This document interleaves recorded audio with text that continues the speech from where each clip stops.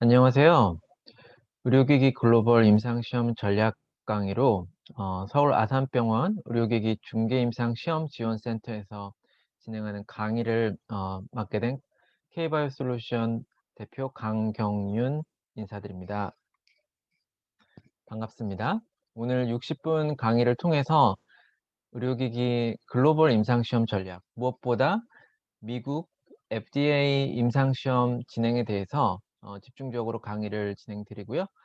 강의 내용들이 유익한 내용들 되시길 바라겠습니다. 강의 내용을 진행하기 앞서 저와 K바이오솔루션 회사를 간략히 소개해 드립니다.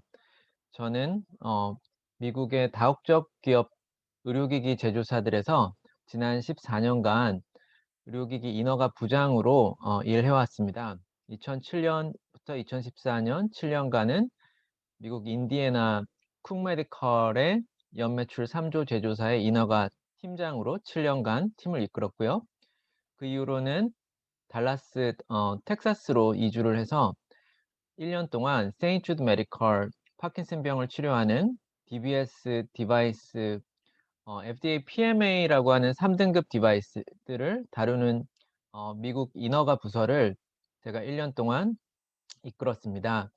그 이후에는 카디널 헬스 제조사로 제가 이직을 해서 어, 올해 10월 달에 제가 퇴사를 했습니다. 카디널 헬스에서는 존슨앤존슨의 심혈관 약물방 치료용 스텐트를 처음 어, 사업을 도입한 콜디스 사업부를 인수하는 사업을 맡아서 제가 지난 5년간 연매출 150조의 카디널 헬스의 미국 인허가 부서 부장으로 일을 해왔습니다. 이러한 경력을 바탕으로 K바이오솔루션 사업을 2016년부터 한국에서 진행을 해서 지금 보시는 서울 교대역 사무소에 있는 팀이고요. 첫 번째로는 FDA CE 인증, 두 번째로는 임상시험 수탁관리 CRO 서비스를 한국과 미국에서 전개를 하고 있습니다. 그래서 지금까지 현재 K바이오 솔루션이 지난 4년간 어, 그 한국과 미국의 의료기기 제조사들의 FDA CE 인허가 컨설팅 그리고 임상연구 CRO 수탁관리 사업으로 계약이 된 42개 제조사 리스팅이 되겠고요. 현재 K바이오 솔루션은 서울 교대역 음, 사무소가 위치해 있습니다. 그리고 2021년 1월에는 실리콘밸리에 제가 지금 강의를 드리고 있는 이 캘리포니아 실리콘밸리에 샌프란시스코 공항 근처에 어, 헬스케어 제품을 판매하는 그 카페를 인수 운영할 계획입니다. 그렇게까지 잠시 소개를 드렸고요. 오늘 60분 동안 강의를 빨리 진행을 해드리겠습니다. Q&A 시간이 또 마련이 되어 있기 때문에 궁금하신 부분들은 잘 적어두셨다가 Q&A 시간 때 질문해 주시면 감사하겠습니다. 보시는 것처럼 총 4가지 글로벌 임상시험 전략 강의로 어, 이번 그 인사를 드리게 되었고요. 주요하게 미국 그 임상시험 진행 전략에 대해서 소개를 해드리겠습니다. 먼저는 글로벌 의료기기의 시장을 분석을 해드리는 시간을 갖도록 하겠습니다. 그럼 먼저 의료기기 이 제조사들에 종사하시는 분들이 많으실 텐데요. 잘 아시겠지만 현재 의료기기 산업이 한국에서도 많이 빠르게 성장하고 있는 그런 상황입니다. 그래서 글로벌 시장 분석을 통해서 지금 한국의 의료기기 시장이 어디에 위치해 있고 앞으로 종사하시는 의료기기 제조사들과 그리고 임상시험을 진행을 하실 때 의료기기들을 이제 임상시험 연구 대상으로 또 다루시게 되는데 그러한 전체적인 그 의료기기 스폰서들의 사업 현황들을 이해하실 수 있도록 글로벌 시장을 먼저 설명을 해드리겠습니다. 보시는 것처럼 세계 의료기기 시장 규모를 이제 그래프로 준비를 해봤고요. 현재 2006년에 보시면 이 규모가 10억 달러, 이제 빌리언 달러가 되겠죠? 그러면 지금 보시는 이 한 230 빌리언 달러즈니까 2006년도에 전 세계 의료기기 시장의 규모가 약 270조 정도 볼 수 있습니다. 꾸준히 가파른 성장세를 이어오고 있고요. 지금 보시는 것처럼 2020 년도에는 $450 billion 정도, 원화로는 500조 시장 규모가 되겠습니다. 2020년 올해 세계 의료기기 시장의 규모가 500조를 상회를 하고 있고요.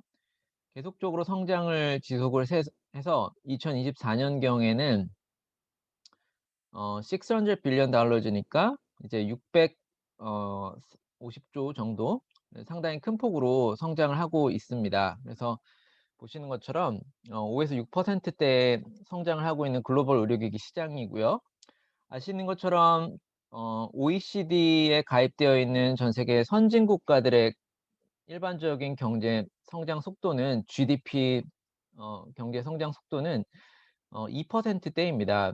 대한민국의 경우에도 작년 2019년 한 해 동안 GDP 국가 총생산이 정확하게 2%를 달성을 했습니다. 올해는 코로나 바이러스 사태로 인해서 대한민국은 마이너스 1에서 2% 정도가 예상이 되고, 주요 선진 국가들은 마이너스 5% 예상이 되는 그런 상황이고요. 그런 이제 가운데 글로벌 의료기기 시장은 전 세계 경제 성장 속도의 2배에서 3배에 달하는 빠른 속도로 성장을 하고 있는 것을 보실 수 있습니다. 지금 나타나 있는 자료는 그 전 세계의 10대 의료기기 제조사들입니다. 이 10대 의료기기 제조사들 설명드리기 앞서서 그 글로벌 의료기기 시장의 그 성장 속도 6%를 말씀을 드렸고요. 참고로 대한민국은 2019년도에 의료기기 시장이 10%를 성장을 했습니다. 식품의약품안전처의 통계 발표에 따르면 대한민국의 2019년 의료기기 시장이 10%를 성장을 했고요. 그렇다면 대한민국의 의료기기 시장은 원화로 어느 정도 규모였을까요? 2019년에 또 통계에 따르면 대한민국의 의료기기 시장 규모는 7조에 육박하고 있습니다. 7조에 육박하는 시장이고요. 또한 의료기기 시장이 10%를 성장했다는 것은 일반적인 거시경제가 2%를 성장할 때 5배가 되는 아주 급속도의 성장을 지금 의료기기 시장은 대한민국에서 이루어가고 있습니다. 국가적인 관점에서 잠깐 설명을 드렸고요. 이제 개별 그 산업 주체 별로 설명을 드리면, 지금 현재 글로벌 의료기기 시장 500조를 상회하는 의료기기 시장에서 제일 이제 선두를 달리고 있는 10대 최상위 다국적 기업들입니다. 잘 아시는 것처럼 메트로닉이 1위이고요. 이제 $30 billion가 되니까 원화로는 35조.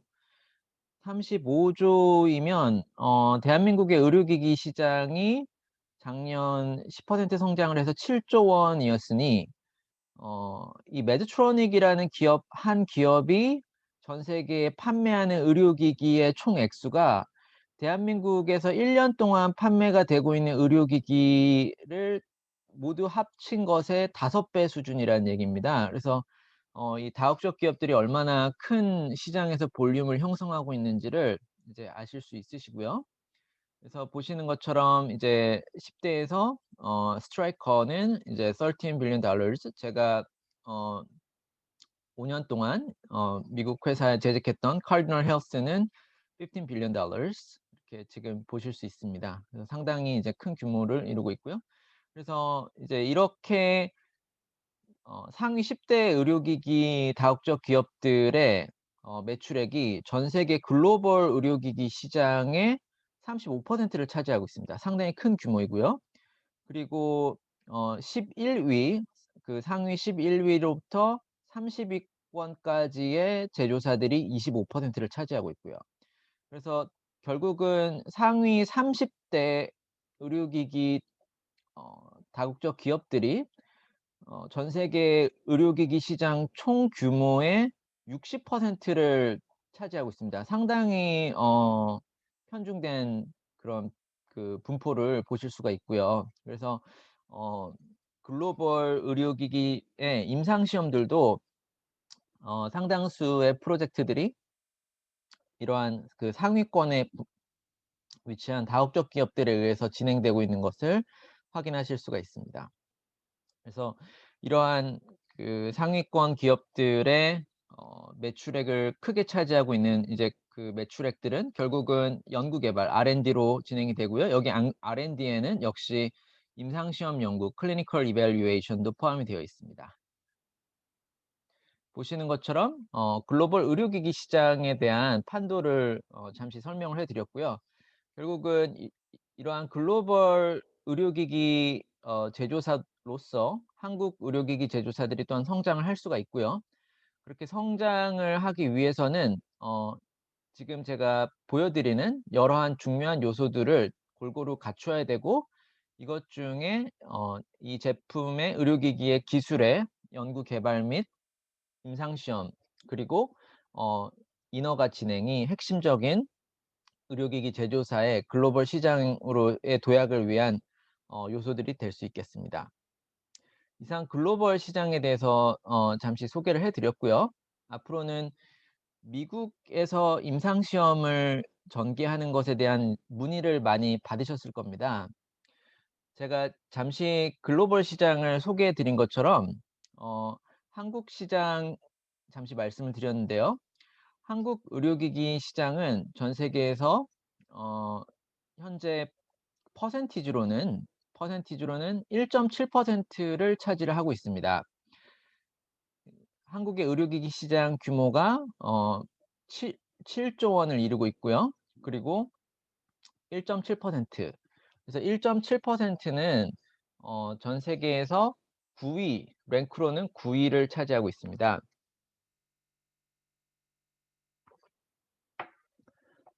이제 미국은 전 세계에서 1위 의료기기 시장 규모이고요. 대한민국이 9위이고 전 세계 의료기기 시장의 1.7% 차지하고 있는 반면, 미국은 전 세계 1위 의료기기 시장을 보유하고 있고요. 그리고 미국이 전 세계 글로벌 시장의 43%, 거의 절반에 가까운 시장을 차지하고 있고요. 유럽 연합 국가 모든 국가들의 의료기기 시장을 총액을 합친 것보다도 상당히 많은 그 큰 규모입니다. 그래서 대한민국의 의료기기 제조사들 어 어 또는 어느 국가의 의료기기 제조사들도 세계의 거의 절반의 그 시장을 형성하고 있는 미국 시장을 공략해야만 되고요. 그렇게 하기 위해서 특별히 새로운 기술을 도입하는 경우에는 해당 사용 목적에 대해서 FDA에서 임상시험 데이터를 요구하고 있습니다. 그래서 그러한 이유들 때문에 미국 임상시험이 중요하게 부각이 되고 있고요. 그래서 미국의 임상시험을 진행하는 부분에 대해서 설명을 함께 이번 아산병원 의료기기 중개임상시험 지원센터 강의를 통해서 말씀을 드리겠습니다. 그래서 FDA의 그 이 임상시험 계획 승인 용어를 Investigational Device Exemption이라고 합니다. 식품의약품안전처에도 인허가 승인되지 않은 의료기기를 인간을 대상으로 안전성과 유효성을 시험하고자 할 때는 식약처의 임상시험 계획 승인을 요청하셔서 일반적으로 30 일의 그 심사 기간을 거쳐서 임상시험을 개시하시게 되시고요. 그 30 일이라는 심사 기간도 식품의약품안전처에서 FDA의 임상시험 심사 기간을 도입한 것으로 보이고요. FDA에서도 그 임상시험 계획 승인을 요청하면 30일 기간을 통해서 심사를 진행하게 되고, 30 일이 지났는데도 FDA에서 보완 요청이나 특별한 피드백을 받지 않는다면 임상시험 계획이 암묵적으로 승인된 것으로 판단되고 임상시험을 시작할 수 있습니다. 여기서 investigational device exemption이라는 용어를 쓰고 있죠. 그래서 이 investigational device exemption, 그래서 이 뜻은 용어는 이 FDA로부터 미국 시장에 제품을 판매하기 위해서는 2 등급 510K 클리어런스나 또는 3 등급 프리마켓 어프루벌을 취득을 해야 됩니다. 그런데 그러한 510K 클리어런스나 프리마켓 어프루벌이 없는 상태에서 미국의 환자에게 사용을 하고, 그리고 그러한 의료기기를 사용하기 위해서 어 미국에서 이 의료기기를 운반시킬 때에는 이 exemption을 통해서 환자에게 사용할 수 있게끔 허용을 해 준다는 그런 취지로 이해를 하시면 되겠습니다. 그래서 미국에서 의료기기를 임상시험을 진행할 때는 대한민국에서 개발이 되어진 새로운 사용 목적의 혁신적 의료기기, 결국은 어 대한민국에서 개발하신 의료기기가 미국 FDA에서 2 등급으로 510K 클리어런스를 이미 내준 기어가 제품과 동등한 제품이다라고 한다면 임상시험을 하실 필요는 없습니다.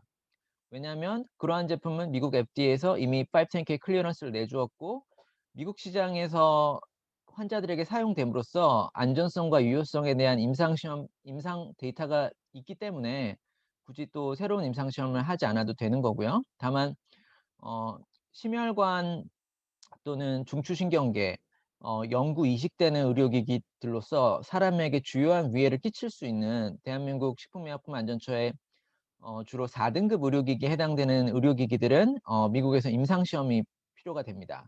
그리고 또한 한국에서 임상시험 데이터가 있을지라도 그 제품에 사용되는 기전에 따라서 환자의 해부학적 구조가 임상시험 결과에 영향을 미칠 수도 있거든요.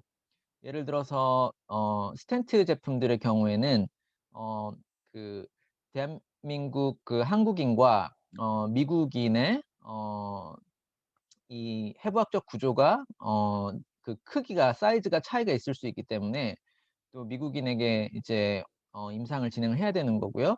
그리고 요즘은 이제 그 대한민국에서 ICT 기술로 인해서 소프트웨어 기반으로 한 여러 다이그노스틱 디바이스들 이 개발이 되고 있는데요. 이러한 이제 진단기기 같은 경우에도 음 유저빌리티, 사용자 환경이 중요합니다. 그래서 대한민국의 의료 체계에서 사용되어진 디바이스가 미국의 의료 문화가 다소 다를 수가 있고, 또 그 미국의 의료인이 클리니션이 사용 방법을 대한민국의 의료인이 이해한 것처럼 똑같이 이해를 하느냐, 이런 부분들에 대해서 새로운 판단이 있을 수 있기 때문에 그러한 사용자 적합성 환경이 영향을 미칠 수 있는 의료기기에 대해서도 FDA에서는 미국에서 임상시험을 진행할 것을 요구를 하고 있습니다. 그래서 어 순차적으로 보시면 대한민국에서 의료기기의 디자인 디벨롭먼트, 기술을 설계 개발을 진행을 하고요. 먼저는 이제 대한민국의 많은 이제 제가 기업체들 이제 대표님들, 경영진분들 협의를 드리면서 의료기기를 개발하시자마자 임상시험으로 진행을 이제 원하시는데요. 사실 임상시험 진행 전에 충분하게 비임상 성능, 안전성 시험 및 동물을 활용한 전임상 시험을 이제 충분히 진행이 되어야 되고요. 그래서 이 의료기기에서 개발되어진 성능과 안전성상의 기준들이 사람을 대상으로 하지 않은 이 벤치탑 테스팅, 엔지니어링 또는 이 동물 실험, 전임상 시험을 통해서 검증이 된 이후에 임상 시험을 진행하는 게 맞는 논리가 되고, 이렇게 하지 않을 경우에는 이 임상 시험 데이터가 추후에 이제 임상 시험을 먼저 하고 비임상 시험을 나중에 진행하게 되면 이 디자인 설계에 대해서 이제 문제점들이 비임상 시험에서 많이 발견이 되거든요. 그래서 이 의료기기의 디자인 설계 문제점들이 발견이 돼서 결국은 임상 시험을 한 데이터들을 어 미국 FDA 인허가에 활용을 못하고 또다시 임상 시험을 진행해야 되는 그러한 사태들이 발생할 수가 있고요. 그렇기 때문에 순서를 잘 지켜서 그 비임상 시험을 전임상 시험을 완료를 다 시키고 이제 미국 현지 임상 시험 설계를 진행할 수가 있겠습니다. 그래서 그 임상 시험을 진행을 하시게 되시면 미국 그 FDA에 말씀드린 것처럼 IDE 그 어프로벌을 진행을 해야 되고요.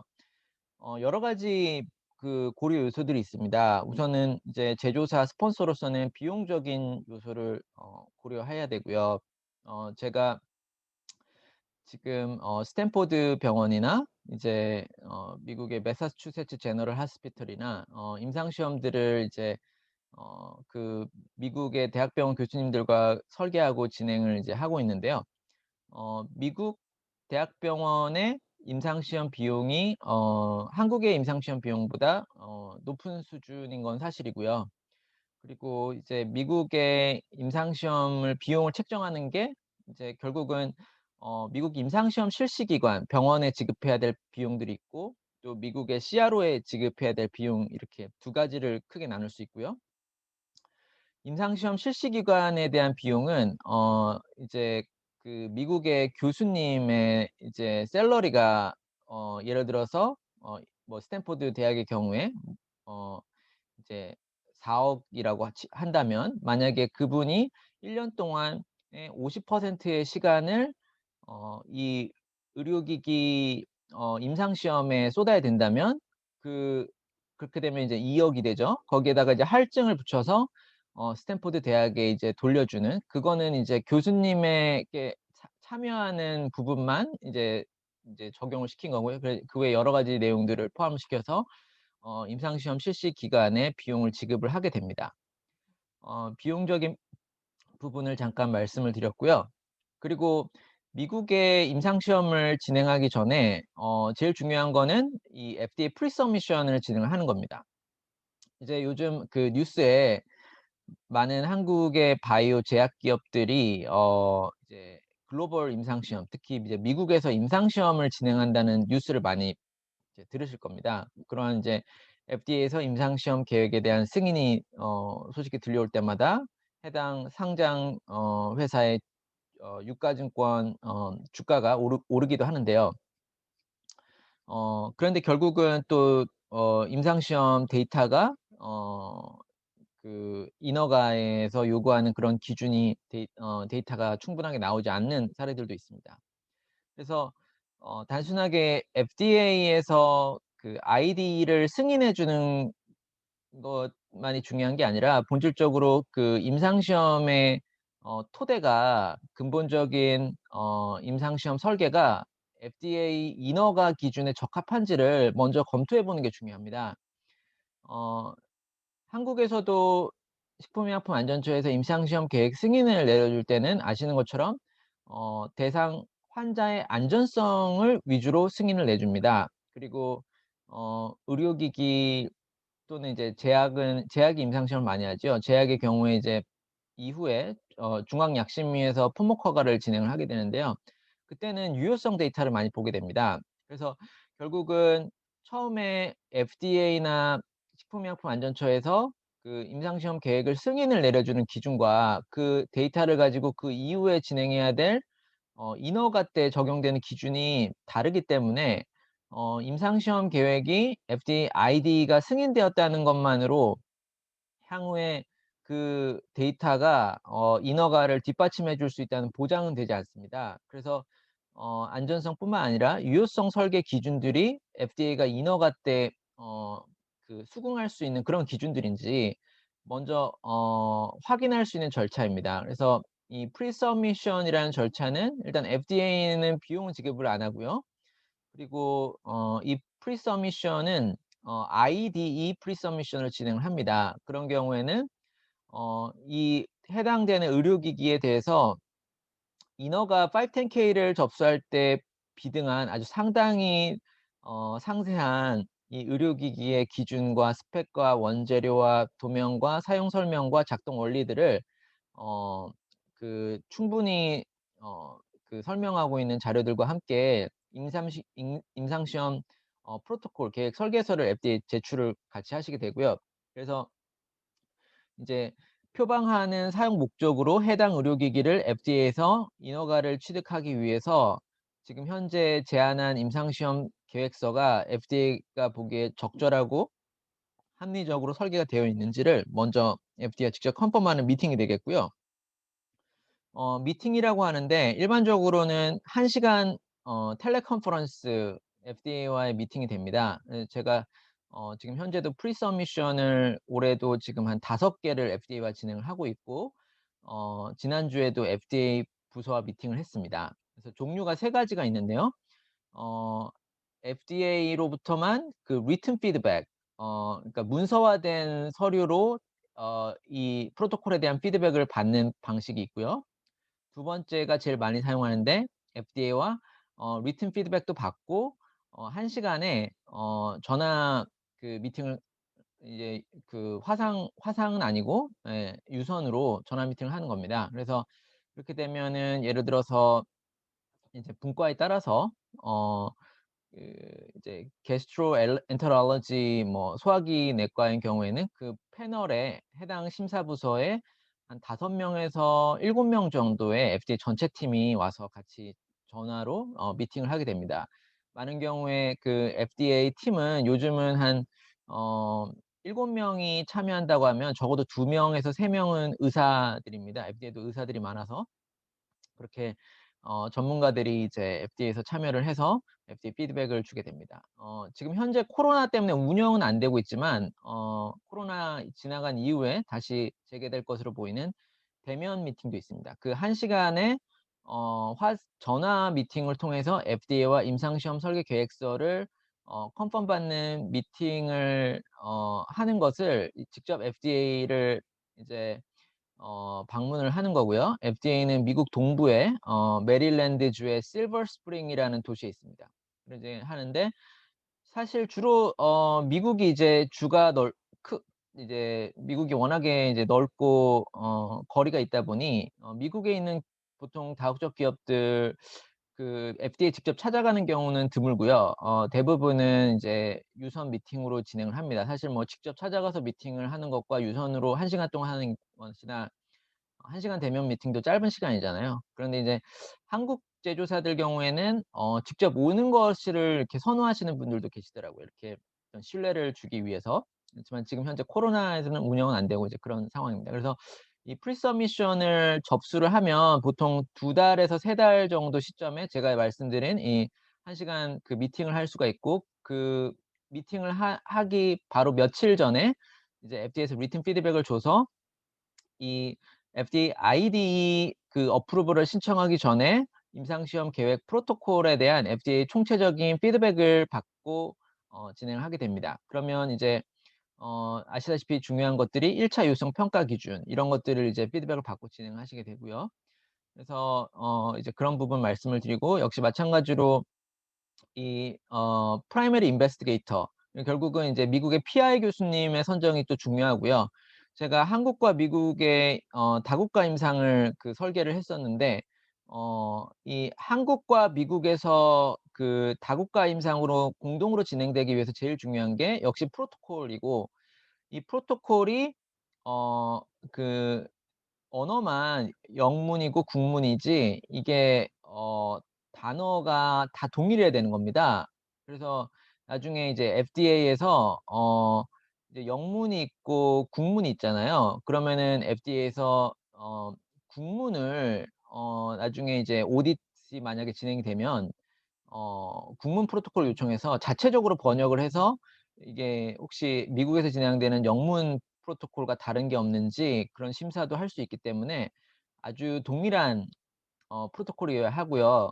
그런데 이제 제가 실무에서 진행을 해 보니 한국의 그 이제 진행하는 그 과에서 임상을 시술하고 수술하는 그 방법과 그 문화들이 미국의 시술 동일한 시술이어도 시술 방법이 세부적인 내용에서 다른 경우들이 있습니다. 그러면 이제 임상 프로토콜 설계에서 그런 임상 시술 방법이 중요하잖아요. 그래서 그런 것들을 한국 교수님과 미국 교수님 사이에서 CRO가 조율을 해 줘야 되는 거고요. 그게 조율이 안 되면은 이제 다국가 임상 시험이 안 되는 겁니다. 그래서 그런 부분들이 중요하기 때문에 단순히 한국의 그 프로토콜을 영어로 번역하면 미국에서 그렇게 하면 되겠지.'라는 것이 아니라, 왜냐하면 그렇게 번역을 해 놓으면 많은 내용들이 미국의 임상 시술과 는 이제, 그러니까 어떤 것이 좋다 나쁘다를 떠나서 이게 다른 거죠.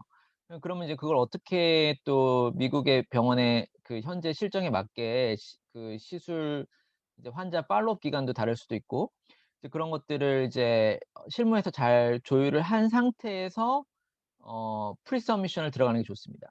예. 그 이제 순서로 따지면은 먼저는 이제 이 프리 서미션을 계획을 해볼 수 있고요. 그리고 미국의 이제 그 임상시험 실시 기간에 교수님과 프로토콜 작업을 해서 세팅이 된 프로토콜을 가지고 FDA 들어가는 게 제일 좋습니다. 그래서 그런 부분을 알려드리고요.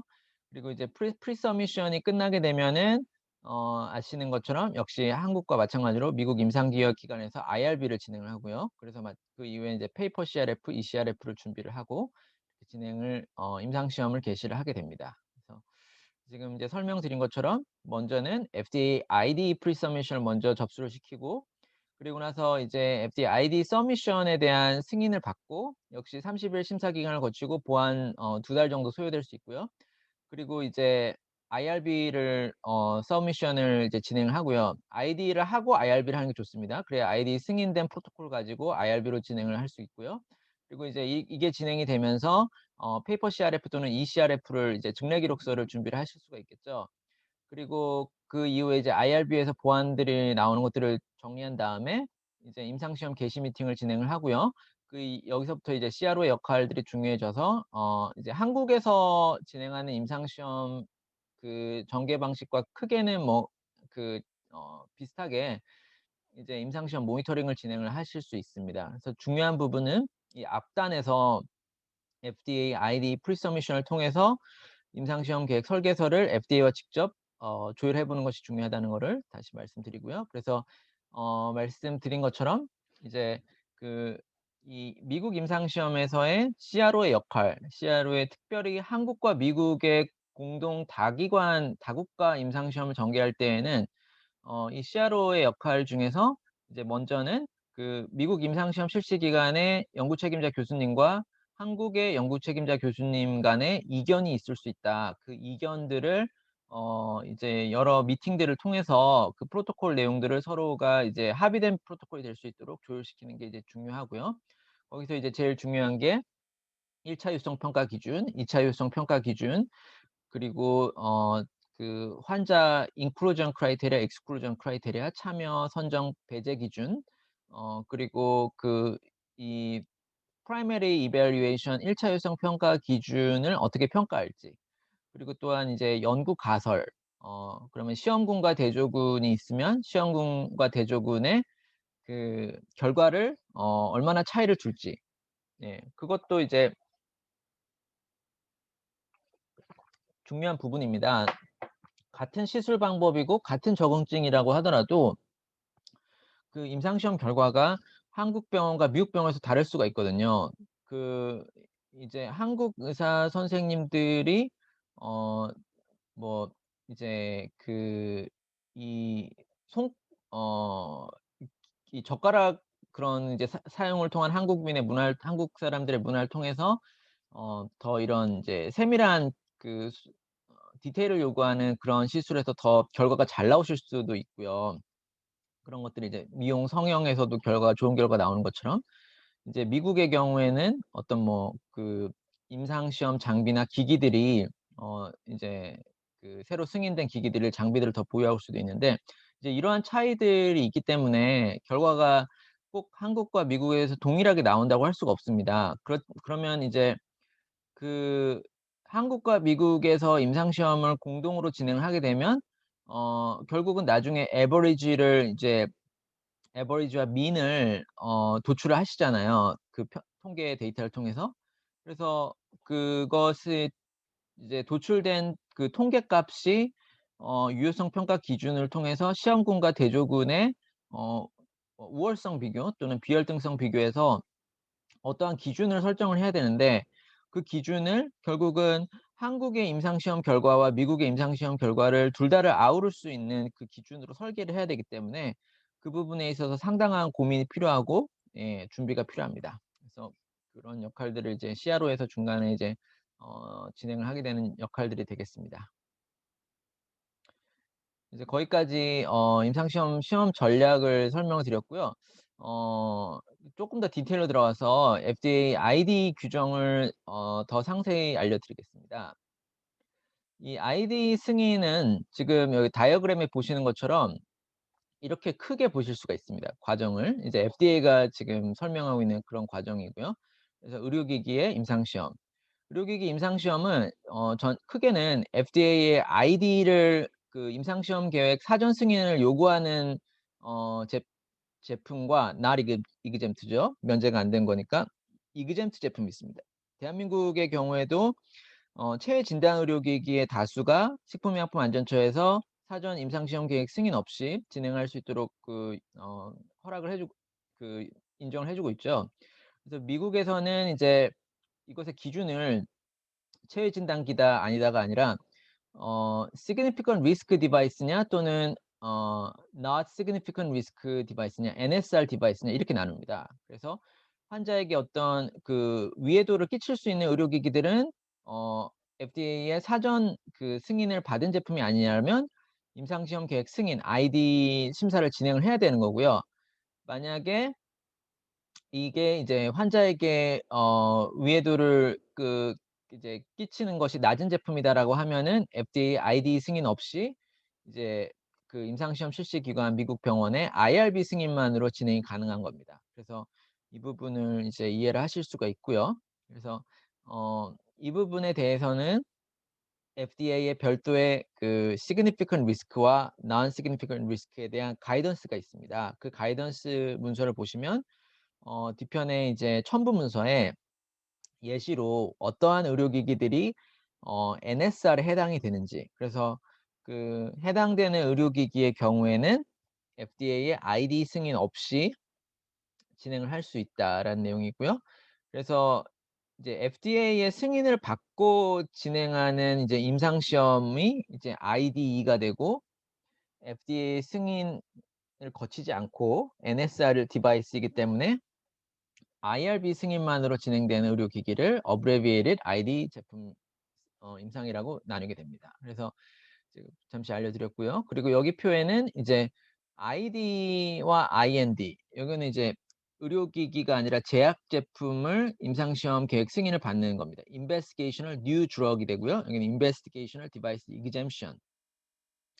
그래서 어떤 것을 필요로 하는지, 그래서 전체를 보시면은 큰 틀에서 요구되는 것은 IND에서 요구되는 것도 의료기기 임상시험에서 요구가 되고 있다는 것, 그래서 FDA로부터 사전 승인을 받아야 되는 것, 그다음에 의료기기가 라벨링을 기준을 충족을 해야 되고, 그다음에 이제 웨이버가 있는지 아까 말씀드린 것처럼 SR, NSR에 대한 내용을 확인해야 되고, 그다음에 의료기기 그 의뢰자, 스폰서의 책임을 이제 규정을 하고, 또한 연구 책임자의 그 책임을 규정을 하고요.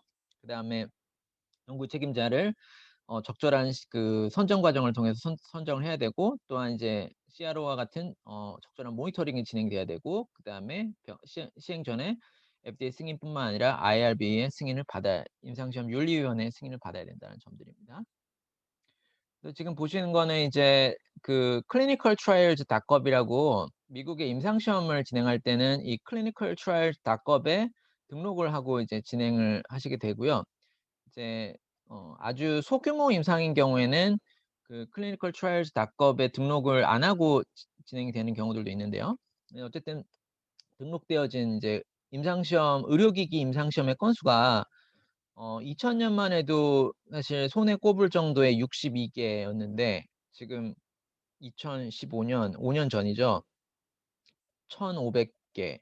그러니까 거의 지금 어 15년 기간 동안에 30배의 이제 임상시험 그 이제 프로젝트가 진행을 되고 있는 겁니다. 그래서 아주 많은 의료기기들이 임상시험을 진행을 하고 있고, 이거는 이제 의료기기가 혁신적인 기술도 많이 도입된 것도 사실이지만 FDA의 의료기기 인허가 기준이 강화되면서 임상시험 데이터들을 요구를 하고 있기 때문에 이제 또 많이 진행이 되고 있는 그런 걸 볼 수 있습니다. 그래서 잠깐 임상시험과 관련해서 이제 그 레귤레토리를 또 알려드리면은 FDA에는 클래스 1, 클래스 2, 클래스 3가 있습니다. 그래서 보시는 것처럼 이 클래스 1은 대한민국의 1 등급 의료기기와 거의 비슷한 제품들이고요. 클래스 2가 대한민국 식품의약품안전처의 2 등급, 3 등급 의료기기들이 대부분 다 클래스 2에 해당이 되고, 클래스 3는 이제 심혈관 스텐트와 같은 제품들, 이 클래스 3의 제품들은 무조건 임상시험 데이터가 요구가 됩니다. 그래서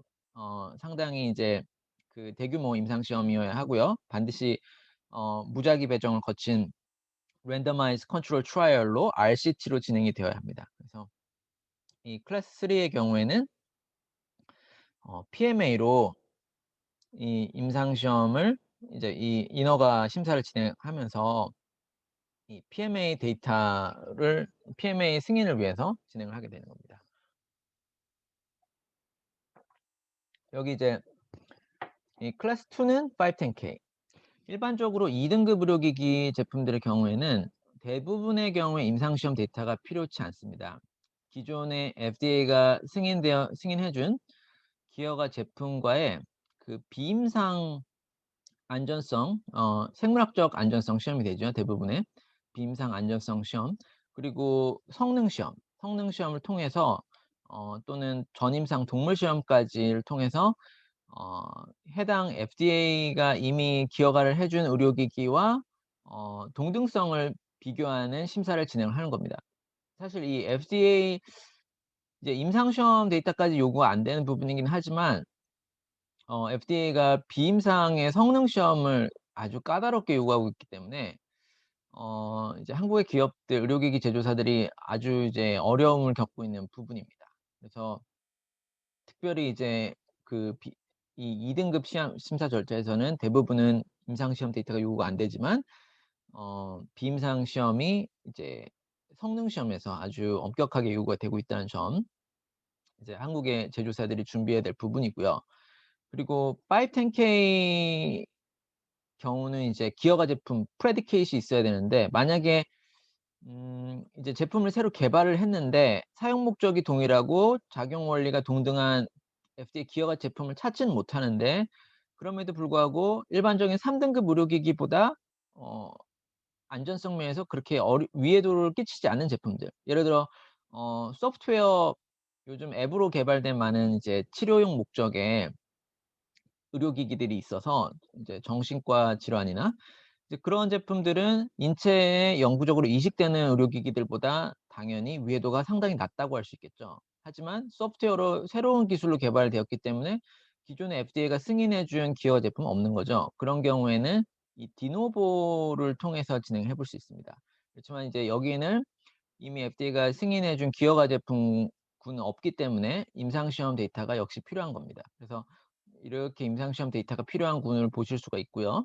510K의 경우에도 사용 목적을 기존의 사용 목적과 적응증을 확대했거나 사용 목적을 일부분 다르게 했다면 그 달라진 부분들, 또는 사용 목적은 같다고 하더라도 기술상의 특질이 다른 부분이 있다. 예를 들어서 그 담도 스텐트인데 기존의 담도 스텐트, 비혈관 담도 스텐트에서 췌장암 등에 쓰이는 담도 스텐트나 여러 비혈관용 그 식도나 이런 스텐트들에서 기존에 사용했던 스텐트 원재료와 다른 원재료로 제품을 개발하셨다면 그 부분에 대해서 임상 시험을 또 요구할 수 있습니다. 그래서 그 내용들을 인허가 규정에, 이게 결국은 임상 시험이 접목이 돼야 되기 때문에 이제 제가 사실 그 FDA 지금 510K를 한 10개 정도를 FDA와 심사를 올해 진행을 하고 있고요. 그래서 그런 부분을 같이 설명을 드렸습니다. 그래서 이제 말씀드렸던 것처럼 이 아이디가 어 그 적용이 안 되는 제품들은 NSR 제품들이다.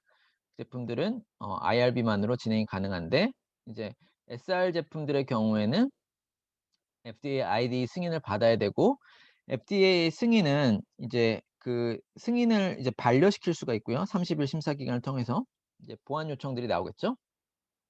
컨디셔널 어프루벌이 있을 수 있습니다. 그러니까 어떤 이제 임상시험 계획을 변경하는 것을 전제로 해서, 또는 적응증을 제한하는 것들을 전제로 해서 컨디셔널 어프로벌이 있을 수도 있고 임상시험 계획의 자체 승인이 있을 수 있습니다.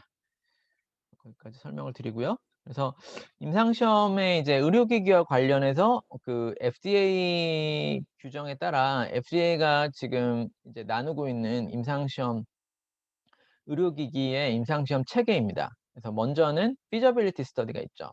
그래서 한국 에서는 탐색적 임상이라고 하죠. 그래서 그 임상시험 대상자가 소규모 15명 이내일 때 이제 그 개발 초기이고 어떤 디자인에 대한 컨펌이 좀 필요할 때 또는 사용 목적에 대한 그 초기 데이터 수집이 필요할 때 그래서 노블 클리니컬 그래서 혁신적인 기술인 경우에 그래서 기본적인 그 이제 임상적인 안전성 데이터를 제시해 줄 수 있는 early feasibility study 초기 탐색적 임상 시험이 있고요. 그다음에 first in human 또 많은 분들이 first in man study 뭐 이렇게 얘기하는데요. 그래서 이제 처음으로 이제 환자에게 사람에게 시험해 보는 스터디라는 이제 내용이 되겠습니다. 그전에 이 얘기는 의료기기라서 이제 비임상 벤치탑으로 시험을 진행을 했거나 또는 이제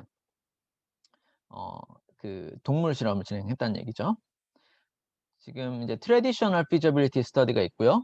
그래서 거의 그 얼리 피저빌리티 스터디와 다르게 완제품에 가까운 디바이스 디자인을 가지고 안전성과 유효성 데이터를 수집해 보려고 할 때 그리고 이제 이 결국은 그러니까 얼리 피저빌리티를 하고 트래디셔널 피저빌리티를 하고 피보털 스터디를 할 수 있겠죠. 그래서 이걸 이제 피보털 스터디라고 하면 확증적 임상을 들어가기 전 단계에서 그래서 이제 제품이 디바이스 디자인이 확정이 되어 있고 그런 경우에는 이제 얼리 피저빌리티를 하지 않고 트래디셔널 피저빌리티를 하고 확증적 임상으로 가실 수 있겠죠.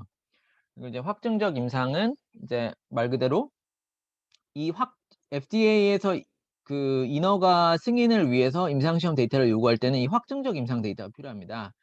15명 이내 그 feasibility 데이터는 너무 소규모이기 때문에 통계적 대표성을 그 확립할 수가 없어서 인정하기가 어렵고요.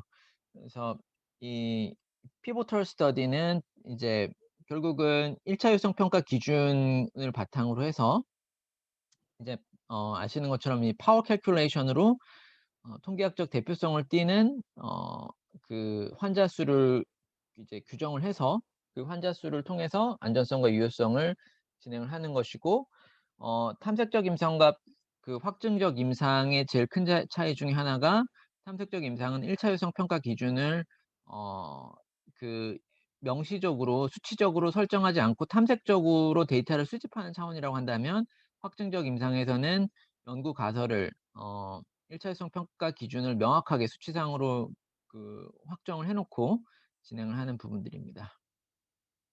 그렇게까지 그 FDA에서 임상시험 규정들에 대해서 설명을 드렸습니다.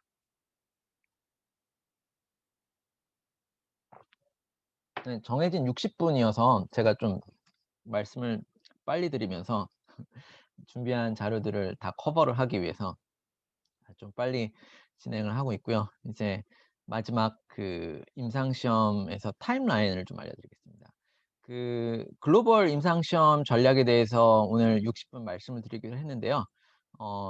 이제 제일 그 한국 기업이나 글로벌 기업이 관심을 가지고 있는 미국 임상시험 그리고 오늘은 그래서 미국을 위주로 중점적으로 강의를 해드리고 있습니다. 그리고 한국과 공동으로 진행할 경우는 어떤 내용들이 필요한지 같이 말씀드리고 있고요. 그래서 말씀드린 것처럼 그 임상시험을 진행을 할 때 역시 프리서미션을 먼저 진행을 해야 되고요. 이 프리서미션을 통해서 SR, NSR로에 대한 FDA 결과를 받을 수 있습니다. 왜냐하면 제품이 그 제조사가 우리 제품이 그 SR 제품이면은 FDA ID를 진행을 해야 되고 NSR 제품이면은 IRB 어프로벌만 바로 진행하면 되는데 이게 SR인지 NSR인지 헷갈린다라고 하면은 그 부분에 대해서 FDA의 이제 프리서미션을 통해서 확인할 수도 있고 그리고 또한 그 진행하고자 하는 임상시험 계획에 대해서 IDE를 먼저 진행하기 위해 프리 IDE로 FDA와 임상시험 계획 설계 프로토콜을 컨펌 받는 것이 중요합니다. 그래서 어 스폰서와 연구 책임자 교수님들이 보시기에는 1차 유성 평가 기준을 이 어 그 이제 기준들이 또 여러 가지가 있잖아요. 그래서 임상적으로 학계에서 가장 스탠다드로 제일 골드 스탠다드로 인정되고 있는 기준을 1차 유성 평가 기준으로 잡게 되는데요. 그 기준이 해당 사용 목적으로 인허가를 진행을 하기 위해서 FDA가 인정할 수 있다라는 기준과 또 다를 수 있거든요. 그게 만약에 이제 원래 설계했던 프로토콜의 임상 1차 유성 평가 기준과 전혀 다른 1차 유성 평가 기준을 FDA에서 바꾸라고 한다면 프로토콜 전체가 영향을 받겠죠. 또 업데이트를 해야 되고. 그렇기 때문에 그런 거를 이제 미리 FDA 확인하는 게 중요하고, 그래서 프리서미션이 이제 임상 시험을 진행하기 위해서 가장 먼저 진행돼야 되는 그런 부분입니다. 그래서 IRB 이제 승인을 거치게 되고요. 이 IRB 이제 승인 절차의 경우에는 이제 대학병원 주요 대학병원은 미국에 이제 포털 사이트가 있고요. 한국의 임상시험 실시 기관에도 이렇게 IRB를 서미션을 진행하는 이제 웹사이트가 있잖아요. 그런 것처럼 이제 포털 사이트가 있어서 거기에서 이제 임상시험 프로토콜과 환자 동의서 등을 이제 제출을 해서 진행을 하게 됩니다. 그리고 이제 임상시험이 개시가 되게 되면 마찬가지로 이 데이터 이제 미국에서는 DSMB라고 데이터 세이프티 모니터링 보드가 있습니다. 그래서 이제 아주 소규모 임상이 아닌 경우에 환자 수가 예 이제 feasibility study가 아닌 경우에, 소규모 임상이 아닌 경우에 중간 이제 분석 결과를 통해서 이 임상을 계속 진행해도 되는지 그런 것들을 확인하는 절차가 되겠습니다. 제가 이제 프리서미션 등에 대해서 이제 여러 설명을 드렸는데요. 여러 가지 시나리오가 있을 수 있습니다. 스폰서와 CRO에서 이런 이제 또 임상시험 실시 기관 연구 책임자분들과 함께 이 임상이 결국 이게 얼마나 걸리고 어떻게 끝나느냐, 이게 또 사업에 중요하잖아요, 모든 분들에게. 그래서 이런 이제 타임라인을 미리 설계해 보실 수가 있는데요. 예를 들어서 FDA의 프리서미션 ID를 신청 없이, 그러니까 이 경우에는 NSR 제품인 경우에는, 이제 위해도가 낮은 제품인 경우에는 ID를 승인 안 받고 IRB 승인만으로 진행할 수 있다고 말씀드렸죠. 그런 경우에는 어떻게 타임라인이 진행되는지. 그래서 예를 들어 올해를 1 월을 기점으로 했을 때 인베스티게이터와 이런 프로토콜에 대한 작업을 진행을 하고, 그래서 결국은 이제 미국 연구 책임자분과 프로토콜을 완성을 해야 되고요. 그런 다음에 이제 프로토콜에 따른 증례 기록서와 환자 동의서를 또 완성을 시키고, 그다음에 이제 SAP 통계 계획을 또 수립을 하고요. 그리고 이제 모든 이제 임상시험 실시 기관 주요 기관들 간에 이제 계약을 다 체결을 시키고, 그리고 나서는 이제 IRB 이제 역시 서미션을 합니다. 그래서 IRB에서 계속적으로 보완이 나오게 되고, 마찬가지로 IRB 심사, 그것도 한국 시험사 기관들처럼 실시 기관들처럼 딱 서미션 해야 되는 타임 윈도우들이 있고요.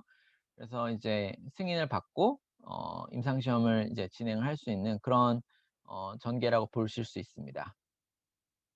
그리고 만약에 이제 ID를 진행을 해야 된다면 어 이제 어떻게 달라지는지. 그래서 이제 마찬가지로 처음 서두가 제일 중요합니다. 첫 단추. 역시 임상 시험 책임자 교수님과 어 충분히 프로토콜을 제대로 설계를 해 보는 작업이 필요하겠죠.